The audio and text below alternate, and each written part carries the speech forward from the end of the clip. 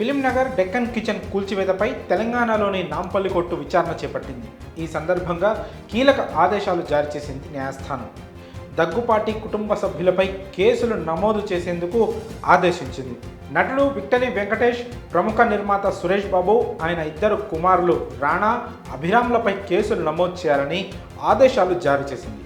Court ఆదేశాలు ధిక్కరించి Deccan kitchen కూల్చివేశారంటూ Nandakumar అనే వ్యక్తి కోర్టులో పిటిషన్ దాఖలు చేశారు. ఎమ్మెల్యేల కొనుగోలు కేసులో నిందితుడిగా ఉన్న నందకుమార్ పోలీసుల సహకారంతో తన హోటల్ను కూల్చివేశారని, కోర్టు ఆదేశాలు ఉన్నప్పటికీ ధిక్కరిస్తూ జేసీబీతో అక్రమ కూల్చివేతలకు పాల్పడ్డారని, కోట్ల రూపాయల నష్టం కలిగించారని పేర్కొన్నారు. ఉద్దేశపూర్వకంగా ఈ కూల్చివేతలు జరిగాయంటూ నందకుమార్ పేర్కొన్నారు.